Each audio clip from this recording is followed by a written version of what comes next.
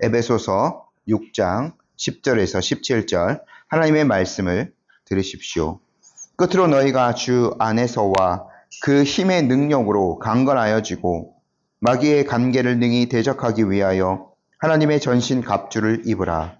우리의 씨름은 혈과 육을 상대하는 것이 아니요 통치자들과 권세들과 이 어둠의 세상 주관자들과 하늘에 있는 악의 영들을 상대함이라. 그러므로 하나님의 전신 갑주를 취하라.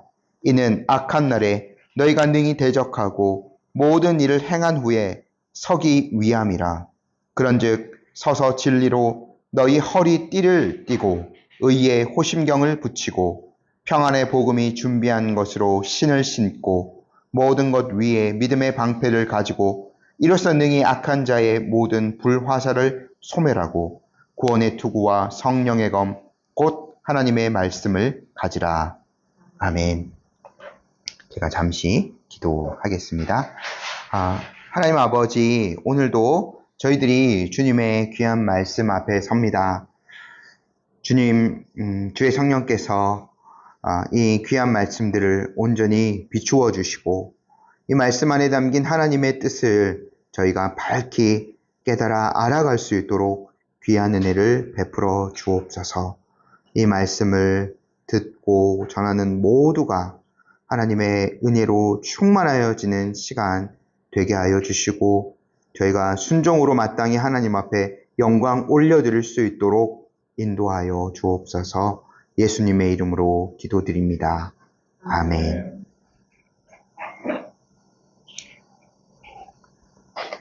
저희가 이제 에베소서의 거의 마지막 부분을 함께 보고 있는데 바울이 후반부에서 계속해서 그리스도인다운 삶을 살아가야 하는 이유, 또 그에 대한 도전들, 또 방법들 이런 것들을 제시하였죠.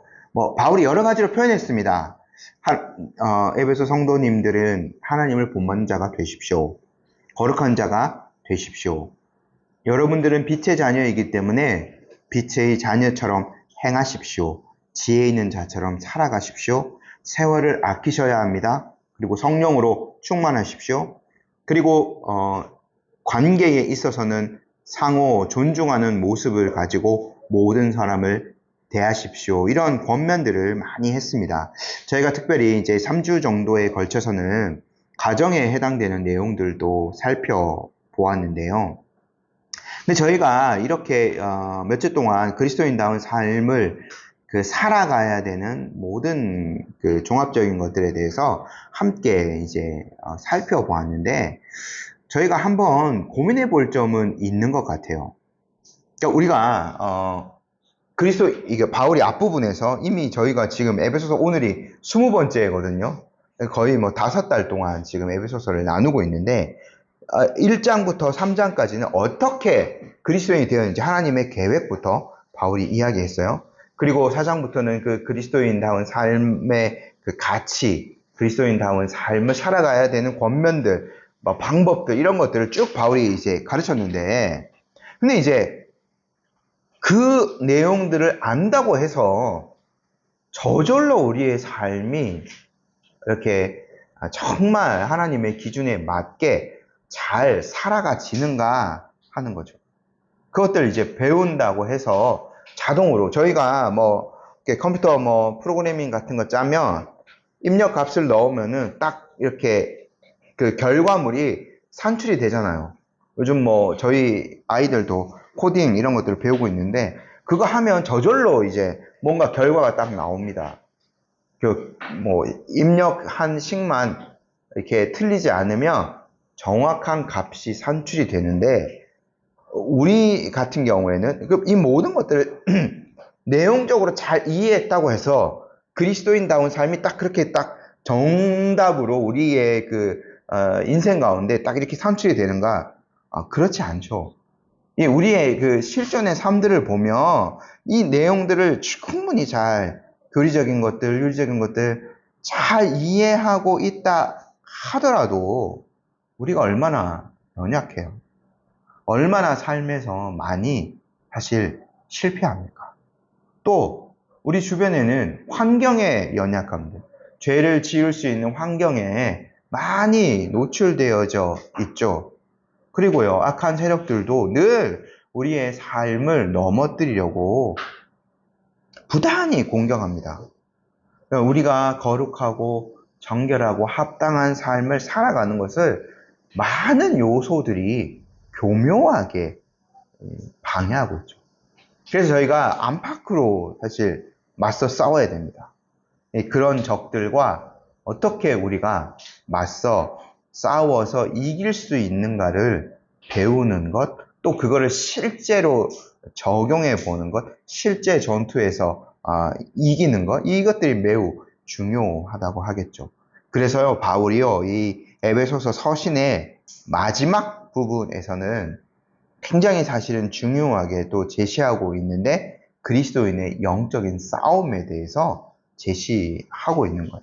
원래는 이제 20절까지 기도의 내용까지 좀 더해 있는데, 기도의 내용은 제가 다음 주에 따로 좀 이렇게 해야 될 것 같아서, 좀 내용이 너무 길어질 것 같아서 오늘은 기도의 부분을 제외한 이게 정신갑주 그 6가지의 그 요소들에 대한 17절까지의 말씀을 가지고 함께 그리스도인의 어떤 영적인 전쟁 뭐 그런 것들에 대해서 좀 짧게 살펴보려고 합니다. 바울이요, 영적인 전 싸움에 대해서 대비하라는 말로 이 부분을 시작합니다. 10절 말씀 저희 함께 한번 읽어 볼게요. 끝으로 너희가 주 안에서와 그 힘의 능력으로 강건하여지고. 바울이요, 거의 이제 마지막 명령을 몇 가지 내리고 있는데, 주님의 능력으로 강하게 되십시오라는 명령을 내립니다. 근데 저희가 에베소서 내용을 한번 생각해 봐도 이미 에베소 성도들은 그리스도와 연합된 자입니다. 신령한 복을 누리고 있는 존재죠. 그분의 은혜 안에서 그분의 다스리심을 받고 있는 자들입니다. 하지만 이 에베소 성도들이 계속해서 하나님이 주신 그 은혜와 복을 누리기 위해서는 그리스도 안에 지속적으로 거하면서 그분의 힘의 능력으로 강하게 되어야만 합니다. 이거는 마치 예수님께서요, 요한복음 15장에서 포도나무 비유 해주셨던 것처럼 예수님이 그러시잖아요. 나는 포도나무요, 너희는 가지다. 그래서 그가 내 안에, 내가 그 안에 거하면 사람이 열매를 많이 맺나니 나를 떠나서는 너희가 아무것도 할 수 없음이라. 예수님이 이런 말씀을 제자들에게 해주셨거든요. 예수님의 이 말씀처럼 그리스도인은 그리스도를 떠나서는요, 아무것도 아니고 아무것도 할 수 없습니다. 우리가 그리스도 안에 지속적으로 거하는 것, 그분 안에 있다는 것은 그분의 그 능력을 신뢰한다는 거거든요. 그래서 저희가 이제 영적인 어떤 전투들, 또 그리스도인다운 삶을 살아갈 때 싸워야 될 그 어떤 우리의 치열한 삶의 현장에서 가장 먼저 기억해야 할 것은 주님의 능력을 우리가 덧입고 있는가. 예수님이 말씀하셨던 것처럼 우리가 그리스도 안에 거하고 있는가, 이것들을 먼저 잘 점검해 보아야 되겠죠. 그리고요, 바울이 이제 전신갑주 이야기를 합니다. 전신갑주 오늘 2번 나왔죠. 11절하고 13절에. 매우 중요한 요소이기 때문에 바울이 이렇게 얘기하는데요. 11절 말씀 함께 한번 읽어볼게요. 마귀의 관계를 능히 대적하기 위하여 하나님의 전신갑주를 입으라. 지금 요 에베소 성도들도요, 로마의 군인의 복장을 잘 알고 있었을 거예요.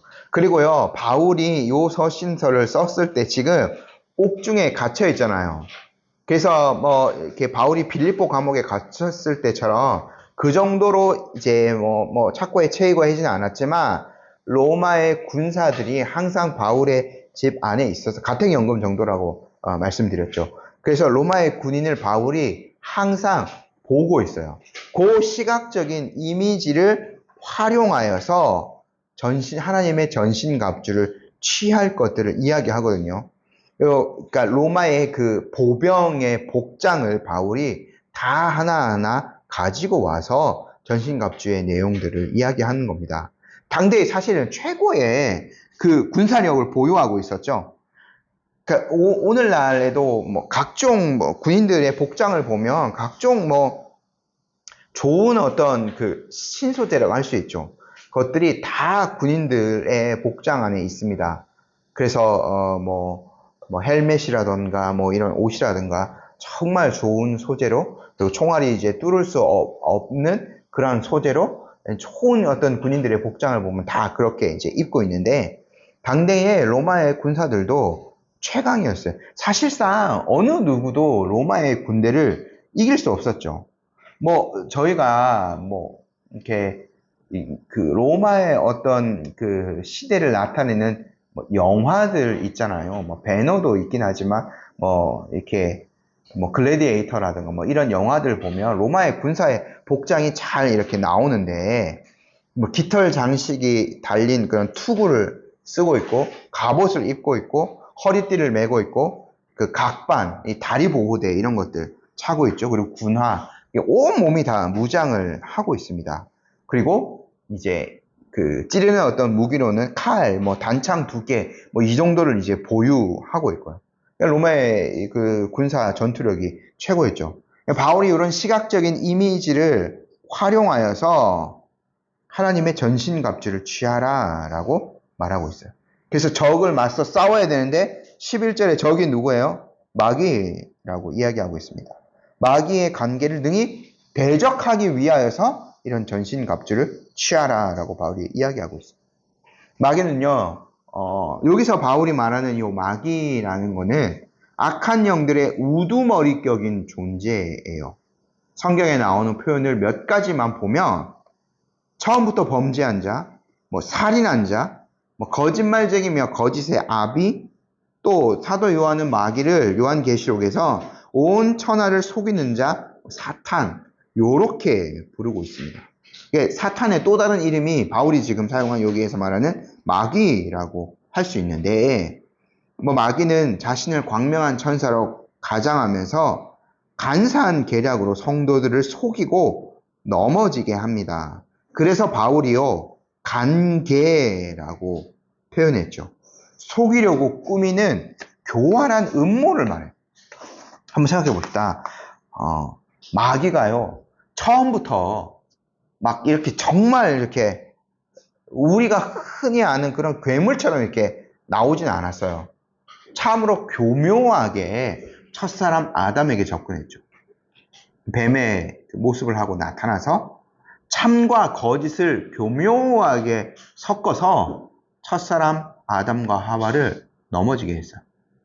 그리고 이 마귀가 마태복음 4장에 금식하신 예수님을 유혹할 때에도 성경을 자기 식대로 매우 교묘하게 인용하였죠. 이런 교활하고 교묘한 방법을 동원하여서 마귀는 오늘날도 성도들을 속이고 죄와 적당히 타협하도록 유혹합니다.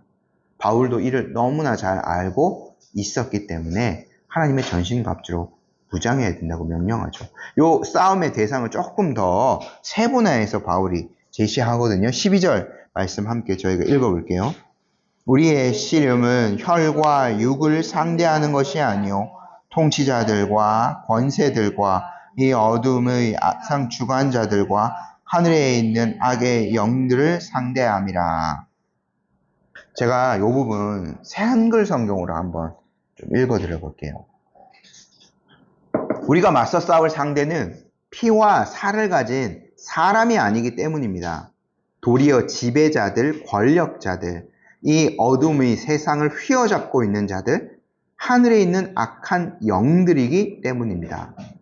그러니까 사람, 혈과 육을 가진 사람이 아닌 그 영적인 세력들을 상대해서 싸워야 된다고 얘기하는 거죠. 바울이 마귀를 언급했는데 11절에서 그 마귀의 어떻게 보면 다양한 그러한 그 나타남에 대해서 바울이 여러 가지로 다각도로 좀 설명한 거예요. 별명이라고도 할 수 있고요. 그만큼 그가 교묘하게 세상을 지배하고 사람들을 미혹해 하려고 한다는 거죠. 저희가 알 것은 이 마귀들은요, 하나님의 최종적인 심판을 받기 전까지는 마귀가 하나님만큼의 그 힘을 가진 건 아니고, 저희가 욥기를 봐도요, 결코 그것이 아닙니다. 그러니까 하나님이 허락하신 범위 안에서 세상 사람들을 미혹해 하는 일들을 해요.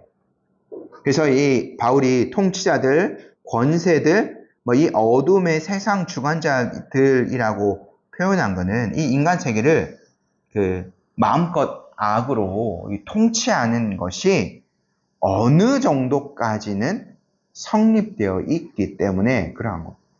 저희가요, 바울이 에베소서 앞에서도 분명히 얘기했는데, 세상은 하나님의 작정대로, 하나님의 섭리대로 모든 일들이 진행되어지고 있습니다. 마귀가 이렇게 하는 것들, 그 안에 허락되어진 만큼 하고 있는 건데, 실상 우리가 살아가는 세상을 보면 죄 때문에 얼마나 많이 일그러져 있어요. 사람들과의 관계도 그렇고, 오늘 집사님 기도하셨는데, 그 어떤 자연, 이 피조물, 모든 만물이 지금 그 로마서 표현대로 신음하고 있는 이 시대, 모든 것들이 다 세상이 죄 때문에 어그러져 버린 거죠. 인간성의 상실, 항상 악이 승리하는 것과 같은 그러한 현상들은 인간의 역사를 통해서 계속해서 있어 왔던 거죠. 그러니까 이 세상을 그 지배하고 있는 이 하나님의 범위 안에서요, 세상을 지배하고 있는 이 악한 세력들이 그렇게 아직까지도 최종 심판을 받기까지 많이 이렇게 활동을 하고 있다는 거죠. 바울이 악의 영들이라는 표현을 했는데, 보이지 않는, 영은 보이지 않잖아요. 보이는 바울이 얘기했던 대로 혈과 그 육을 가지고 있는 그런 존재는 우리가 오히려 더 피하기 쉬워요. 힘을 합쳐서 싸우기 쉽습니다. 그런데 보이지 않는 영적인 원수들은 대적하기 참으로 어려운 거죠. 우리가 그렇게 강한 그런 군사적인 세력과 대치하고 있다는 거. 우리가 무장하지 않으면 결코 이길 수 없는 거죠. 우리는 분명히 승리를 확답받았습니다만 최후 승리를 얻는 그날까지 싸움을 계속 해야 합니다. 사탄과 그를 쫓는 귀신들은 세상에서 활기를 치고 있어요. 하지만 그들이 온 세상을 다스리는 건 아니죠. 한정된 시간 안에서 한정된 힘만을 가지고 있을 뿐입니다. 하지만 그 한정된 시간 안에 우리도 살아가고 있기 때문에 그러한 대적들을 물리칠 우리도 능력이 필요한 거죠.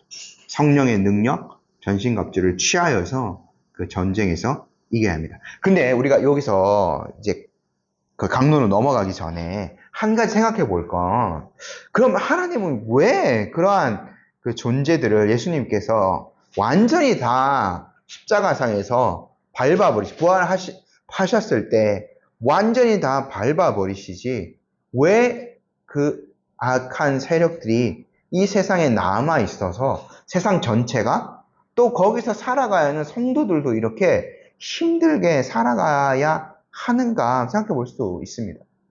아니면 정말 우리가 예수님 믿었을 때 뿅 하고 모든 그 악한 세력들이 뭐 이렇게 사라져 버리고 우리를 결코 뭐 이렇게 이길 수 없을 정도로 우리가 모든 유혹에도 이겨낼 수 있을 만큼 그 완전 진짜 뭐 강철과 같은 이런 사람으로 왜 변화가 안 되는가, 이렇게 생각해 볼 수도 있는 거죠. 근데 우리가 또 다른 한편으로 생각해 보면, 이렇게 하는, 우리가 영적으로 무장해서 강한 적들과 싸워야 하는 것은 오히려 성도들이 더욱더 강건하게 살아갈 수 있고 더욱더 힘있게 하나님을 의지하는 방편이 될 수도 있다는 거죠. 이게 실제로 있는 그 현상은 아닌 것 같은데, 매기 효과라는 그 이야기를 어떤 사람들은 하곤 합니다. 옛날에 뭐 북유럽의 어부들이 청어를 잡아서 멀리까지 옮겨야 될 때, 그 청어가 뭐 멀리까지 옮기니까 많이 죽고 뭐 이렇게 상하고 했는데, 어떤 다른 어부가 거기에 청어의 천적인 메기를 집어넣으니까 그 천적을 피해 다니려고 막 청어들이 이리저리 움직이다 보니까 그 목적지까지, 먼 목적지까지 청어들이 뭐 이렇게 싱싱하게 이렇게 튼튼하게 살아 있었다, 뭐 이런 이야기, 이걸 이제 매기 효과라고 하는데, 근데 이제 생각해보면 메기는 민물고기고 청어는 그 바닷고기라서 이게 좀 맞는 것 같지는 않는데 어쨌든 이러한 그 메기 효과라는 그 이론이 있죠. 지어낸 이야기 같긴 하지만 우리가 한번 생각해보면 하나님께서요 그리스도인들이 영원한 본향에 이르게 하기까지 이런 대적들과 맞서 싸우게 하심으로써 오히려 더 이렇게 축 처지거나 뭐 병약하거나 이런 것이 아니라 더욱더 강건하게 영적인 건강을 유지할 수 있도록 우리도 운동을 해야 몸이 계속 건강해지듯이 이런 영적인 싸움을 통해서 그리스도인들이 영적으로 더 건강해질 수 있도록 우리를 훈련하고 단련시키는 요소라고 저희가 볼 수 있겠죠. 그래서 바울이 요것들을 중요한 요소이기 때문에 13절에서 한 번 더 이야기합니다. 저희 함께 읽어볼게요. 그러므로 하나님의 전신갑주를 취하라. 이는 악한 날에 너희가 능히 대적하고 모든 일을 행한 후에 서기 위함이라. 제가 이 13절도 새한글 성경으로 한번 읽어드리고 넘어가도록 할게요. 그렇기 때문에 여러분은 하나님이 주시는 무기로 완전한 무장을 갖추십시오. 그래야만 여러분이 악한 날에 맞설 수 있고 모든 것을 다 이루고 나서 당당히 서 있게 될 것입니다.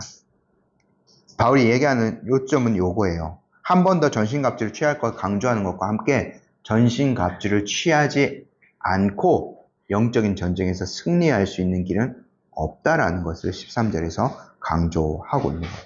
자, 우리가 이 6가지 요소들을 조금 좀 빠르게 한번 살펴보도록 하겠습니다. 진리의 허리띠, 의의 흉배, 평화의 복음에 그 준비된 신, 믿음의 방패, 구원의 투구, 성령의 검 이렇게 6가지인데요. 14절 2가지 나오는데 함께 한번 보도록 할게요. 같이 한번 읽어봅시다. 그런즉 서서 진리로 너희의 허리띠를 띠고 의의 호심경을 붙이고 바울이 14절 우리 저희 2가지 요소 한번 볼게요. 바울이 첫 번째로 허리띠 이야기 하잖아요. 저희는 뭐 허리띠를 보통 맨 마지막에 하는데 로마 군인이 무장할 때에는 가장 먼저 착용하는 장비가 허리띠였다고 합니다. 갑주 아래에 있는 다른 모든 옷가지들을 잡아주는 역할을 하거든요. 그래서 싸울 때에 이 밑에 어떤 치렁치렁한 것들이 걸리지 않게 하려면 허리띠를 꼭 착용해야만 한 거죠. 바울에 따르면 이 허리띠에 해당하는 것이 바로 진리입니다. 진리는 마귀를 대적하기 위해서 가장 기본적인 요소가 됩니다. 저희가 진리에 대해서 생각할 때는 이걸 항상 기억해야 됩니다. 진리는 항상 배타적이라는 거예요. 이 기독교, 우리가 말하는 복음, 삼위일체 하나님을 믿는 이 믿음, 이것은 또 다른 진리, 어떤 하나의 구원받는 방편 중에 어떤 하나, 요것이 아니라 단 하나의 유일한 진리입니다. 그래서 우리가 믿음을 생각할 때는 대상과 요소가 매우 중요한 거죠. 무엇을 믿는지가 매우 중요합니다. 우리가 믿는 하나님이 어떠한 분이신지, 그리고 우리는 어떻게 하나님으로부터 지음을 받았는지, 하나님께서 피조물인 우리에게 요구하시는 것이 무엇인지, 이러한 그 복음의 메시지들, 그것이 바로 진리인 거죠. 그거를 허리띠 삼으라고 바울이 이야기하는 겁니다. 마귀는요, 끊임없이 우리에게 거짓을 믿도록 하든가, 진리가 배타적이지 않다라고 사람들을 속여요. 요 성경 말씀이 하나님의 온전한 말씀이다 라고 믿는 것이 아니라 하나님의 말씀일 수도 있습니다. 가능성이죠. 그리고 하나님의 말씀이 조금 들어가 있습니다.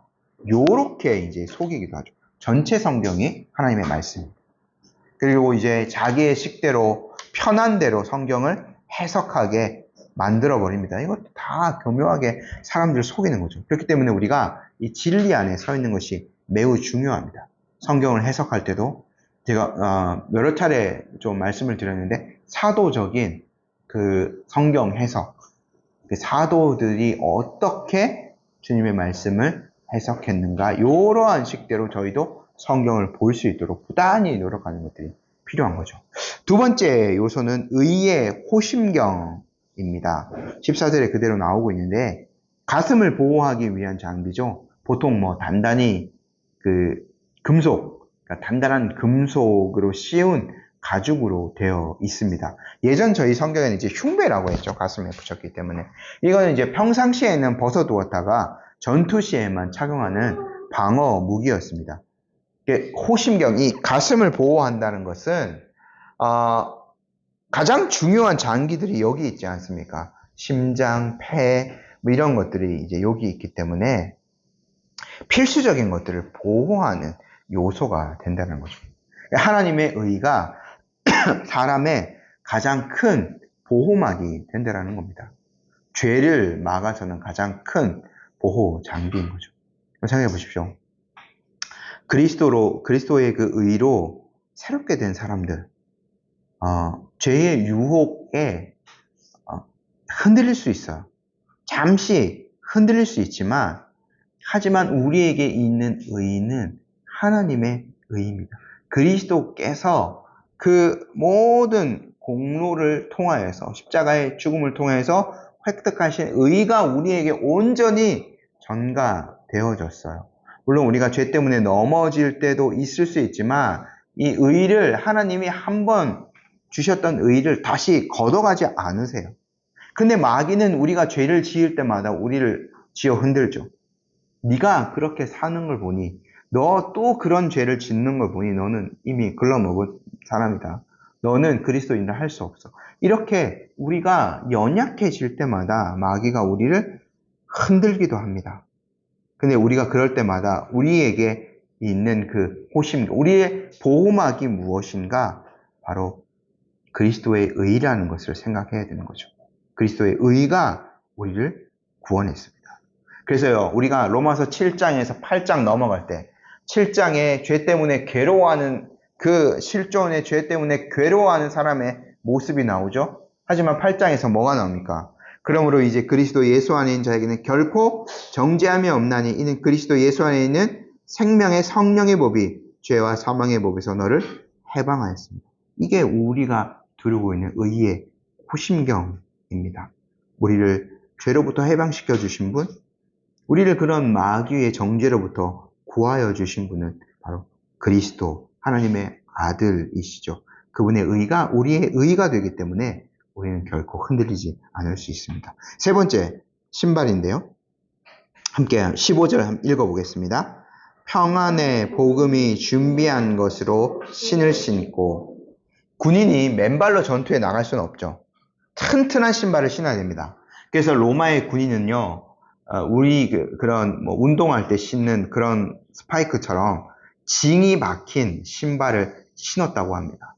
그러면 이제 땅바닥에 쾅 이렇게 딛고 서 있을 수 있는 거죠. 아주 단단하게 자신의 무게중심을 잡아줘요. 근데 우리가 전투에 나갈 때도 한번 생각해 보면, 전투에 임하는 사람에게 내적으로, 마음적으로 가장 부족한 것이 무엇일까 생각해 보면 평안일 거예요. 언제 내가 죽을지도 모른다는 그 두려움이 항상 있을 겁니다. 근데 이제 세상을 살아갈 때 우리도 그런 두려움이 있을 수 있는데 무엇이 우리에게 평안을 주는가? 복음은 항상 우리에게 평안을 줍니다. 그리스도 안에.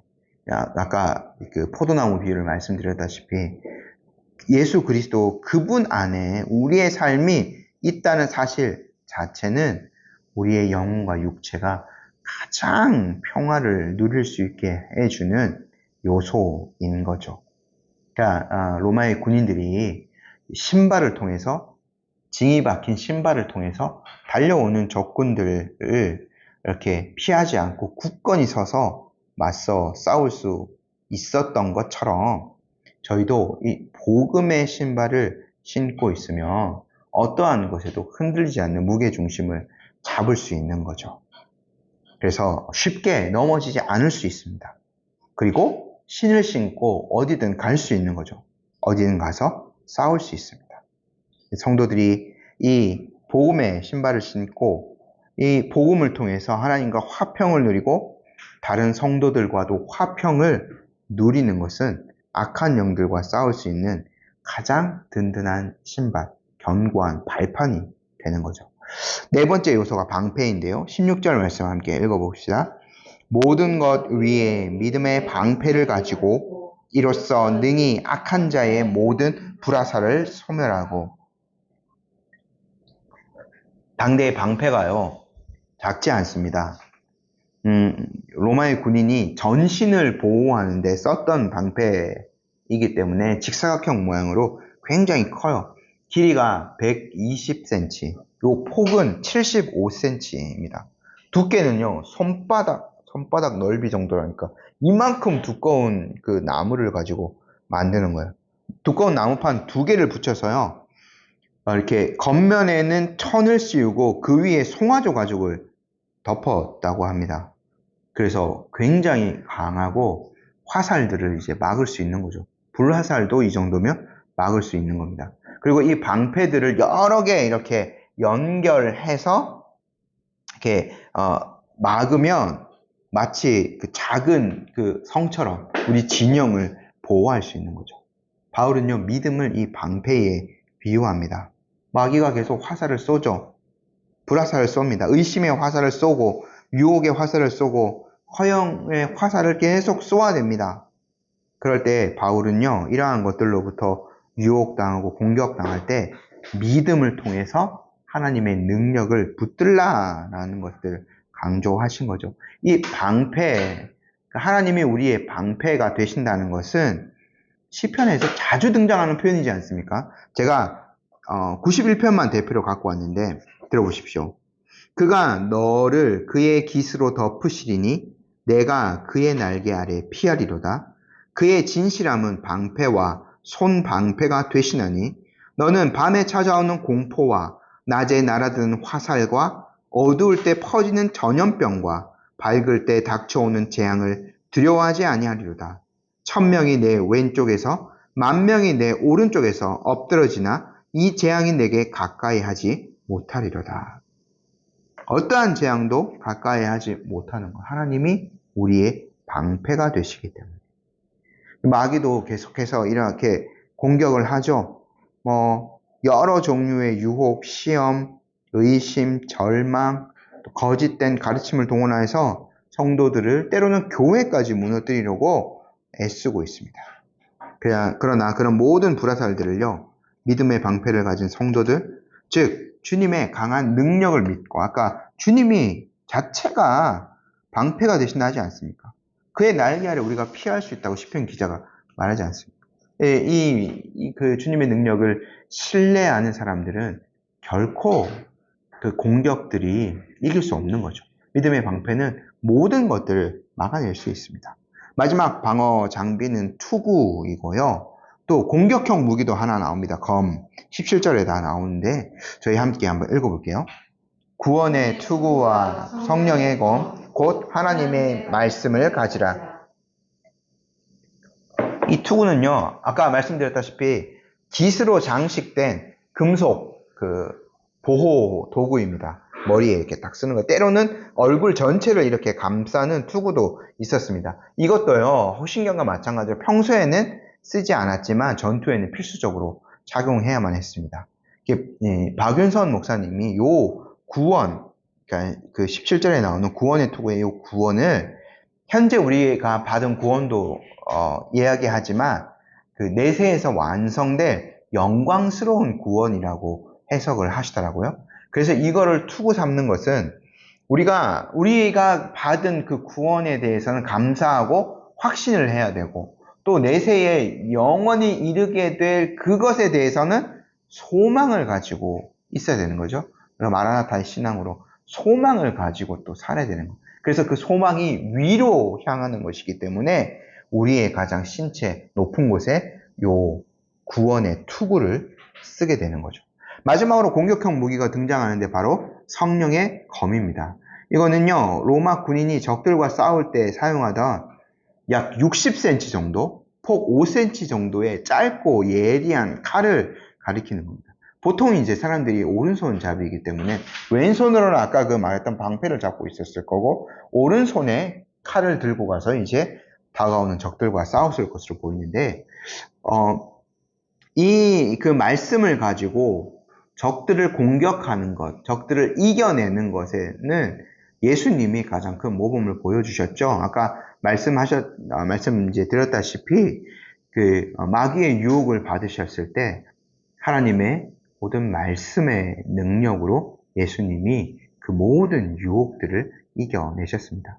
우리가 읽고 묵상하는 말씀, 그리고 이렇게 선포되어지는 모든 말씀들, 하나님의 능력이 있는 거죠.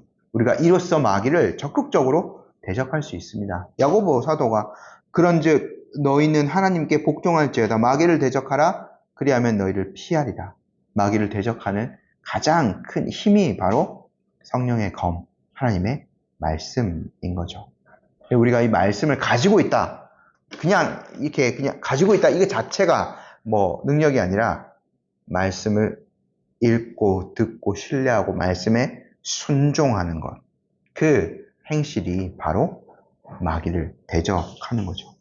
그래서요, 마귀는 오늘날에도 공격합니다. 거짓된 가르침, 세속적인 가르침, 이러한 것들로 말씀을 왜곡하기도 하고 우리를 공격하죠. 그때에 바른 하나님의 말씀을 가지고 저희는 그 모든 유혹들과 거짓된 것들을 이겨낼 수 있어야 해요.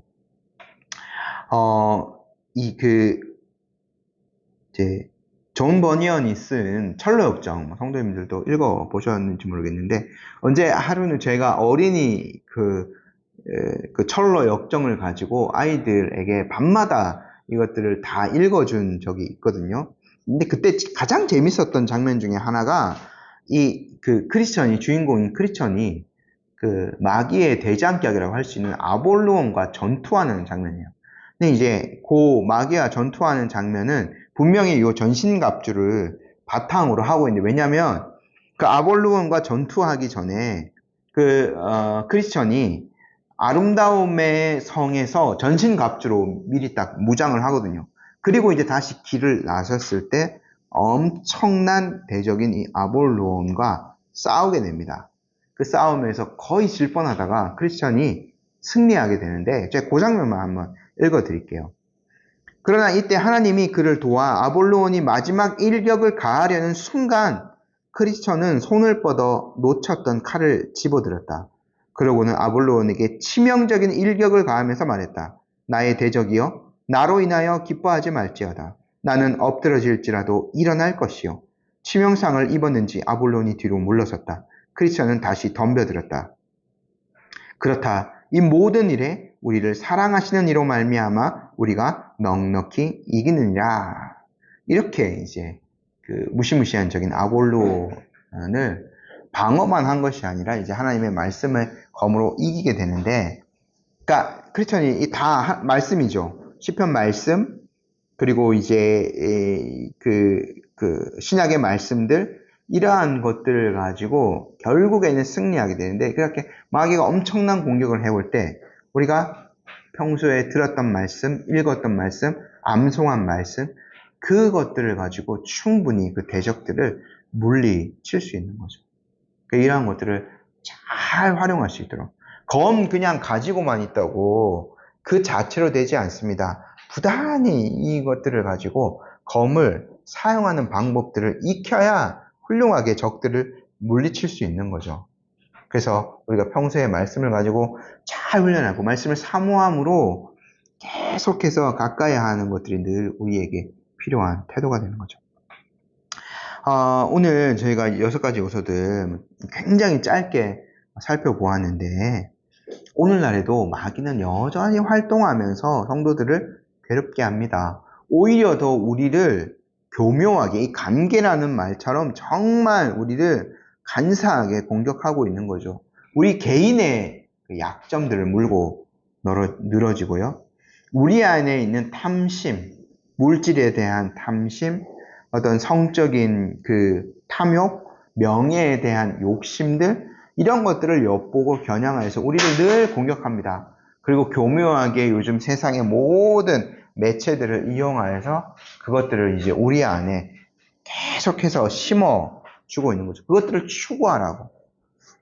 늘 우리는 강렬한 유혹과 욕심, 그 한복판에서 살아갈 수밖에 없는 거죠.